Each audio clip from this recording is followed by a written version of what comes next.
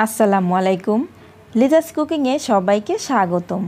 আমন্ত্রণ জানাচ্ছি আমার নতুন একটি এপিসোড দেখার জন্য। আজকে আমি তৈরি করব মোরগ সাঙ্গারা পিঠা। আশা করি আমার আজকের রেসিপিটি আপনাদের কাছে ভীষণ ভালো লাগবে। আর ভালো লাগলে আমার চ্যানেলটি সাবস্ক্রাইব করে ফ্রেন্ডস অ্যান্ড ফ্যামিলির সাথে শেয়ার করবেন। আর পাশে থাকা বেল বাটনে ক্লিক করে রাখবেন আমার পরবর্তী ভিডিও নোটিফিকেশন পাওয়ার জন্য। আর ভিডিওটি দেখা শুরু করার আগে অবশ্যই একটি লাইক দিয়ে তারপর দেখা শুরু করবেন। এর জন্য চুলায় একটি প্যান বসিয়ে দিয়েছি রান্নার তেল। তেলটা একটু গরম হয়ে আসলে দিয়ে দিয়েছি একটি তেজপাতা মাঝখান থেকে চিড়ে। অ্যাড করে দিচ্ছি 3টি এলাচ, আর অবশ্যই এলাচের মুখটা একটু ফাটিয়ে দিতে হবে। দারুচিনি দিয়ে দিচ্ছি 3 টুকরা, লবঙ্গ দিয়ে দিলাম 5-6টি। এবার এই মশলাগুলোকে কিছুক্ষণ ভেজে নিচ্ছি। যখন এই মশলা থেকে একটু ফ্লেভার বের হবে তখনই বুঝতে হবে মশলাগুলো ভাজা হয়ে গিয়েছে। এবার এখানে অ্যাড করে দিলাম 2 কাপ পরিমাণ পেঁয়াজ কুচি। আর এই রেসিপিতে কিন্তু পেঁয়াজ কুচিটা একটু বেশি লাগবে, সেজন্য আমি এখানে 2 কাপ পরিমাণ পেঁয়াজ কুচি দিয়েছি। এবার এখানে অ্যাড করে দিচ্ছি 4-5 কোয়া রসুন কুচি, আর অবশ্যই কিন্তু এই রসুন কুচিটা দিয়ে দিতে হবে। এবার এগুলোকে কিছুক্ষণ ভেজে নিচ্ছি।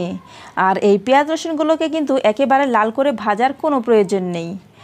কিছুক্ষণ ভেজে নেওয়ার পর এখানে অ্যাড করে দিলাম 7-8টি কাঁচামরিচ কুচি। আর ঝালটা যার যার পরিমাণ বুঝে তারপর দিয়ে দিবেন। আমি এখানে একটু ঝালটা বেশি দিয়ে দিলাম। কাঁচামরিচ দিয়েও কিছুক্ষণ ভেজে নিয়েছি। কিছুক্ষণ ভেজে নেওয়ার পর এখানে গুঁড়া মশলাগুলো অ্যাড করে দিচ্ছি।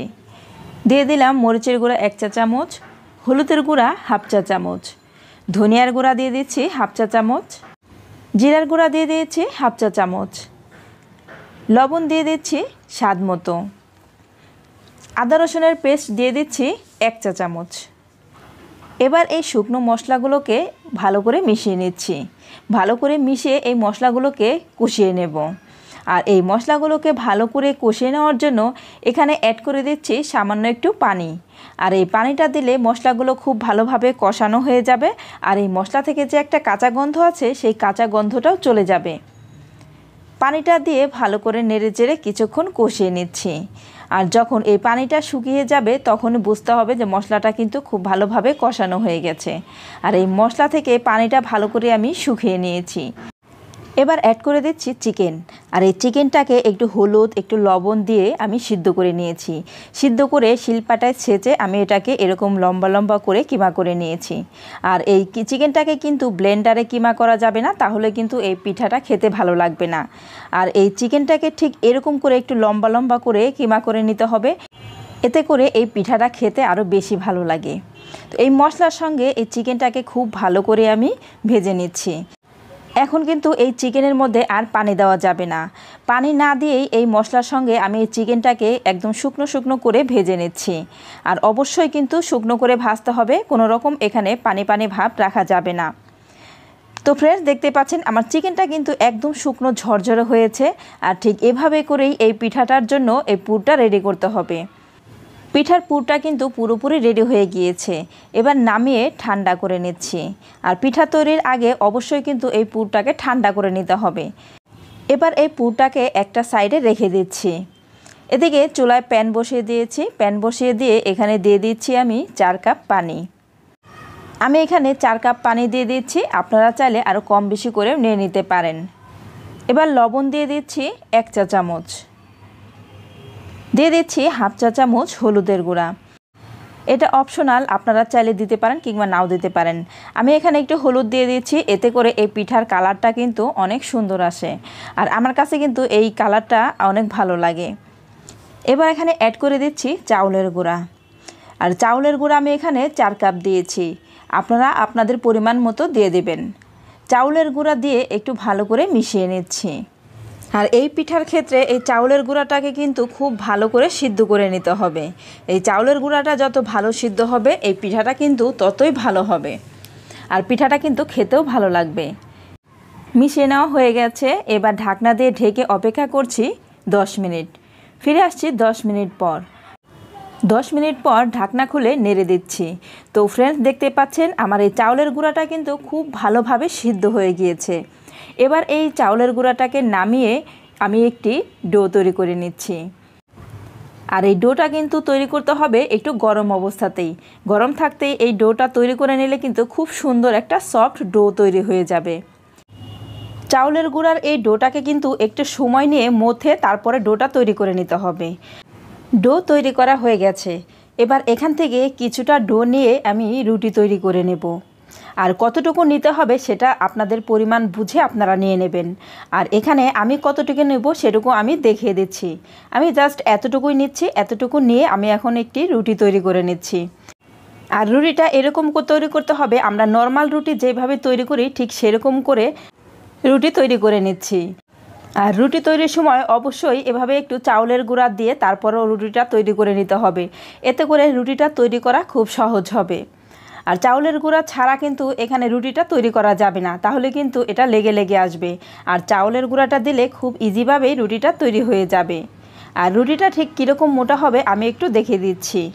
আমার একটি রুটি কিন্তু তৈরি করা হয়ে গেছে, আর আমি দেখিয়ে দিলাম কতটুকু মোটা হবে। এতটুকুই যথেষ্ট, এর চেয়ে বেশি মোটাও করা যাবে না, আবার এর চেয়ে বেশি পাতলাও করা যাবে না।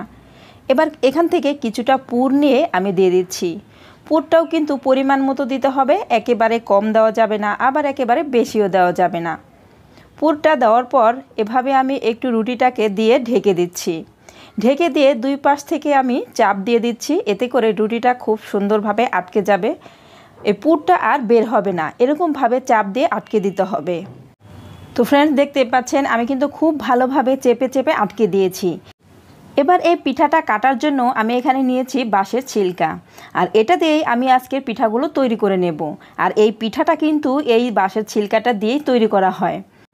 পিঠা কিন্তু কেটে নিয়েছি। এবার হাতে একটু চাউলের গুঁড়া মাখিয়ে এভাবে একটু চেপে চেপে মুখটাকে আরও ভালো করে আটকে দিতে হবে। আবারও একটু এভাবে চেপে চেপে দিলে এতে করে এই পিঠাটা যখন আমরা ভাজবো তখন কিন্তু আর ভেতর থেকে পুরটা বের হবে না। তো একটি পিঠা কিন্তু তৈরি করা হয়ে গেছে। আমি আপনাদের সুবিধার জন্য আরও একটি পিঠা তৈরি করে দেখিয়ে দিচ্ছি। তো আমি এই রুটিটা থেকেই আমি আরও একটি পিঠা তৈরি করে নিচ্ছি। দিয়ে দিচ্ছি মাংসের পুর দিয়ে এবার আমি রুটিটাকে আবারও ঢেকে দিচ্ছি। ঢেকে দিয়ে এভাবে সাইড দিয়ে একটু চেপে চেপে দিচ্ছি।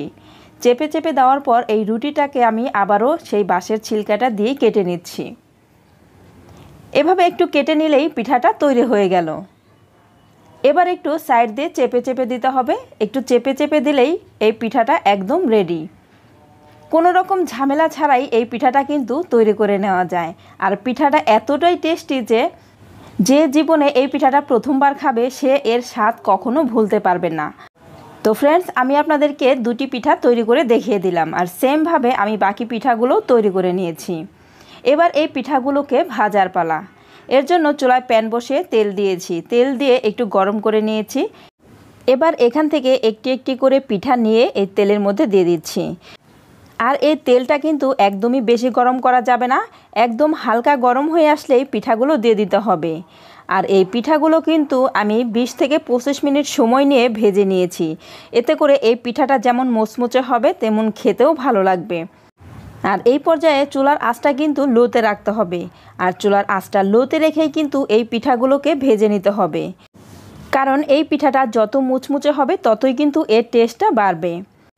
আর চুলার আঁচটা বাড়িয়ে এই পিঠাগুলো ভেজে নিলে উপর থেকে কালার চলে আসবে, কিন্তু মুচমুচে হবে না। পিঠাগুলো নামানোর পর কিন্তু নেতিয়ে যাবে, তখন কিন্তু এই পিঠাটা খেতে আর ভালো লাগবে না।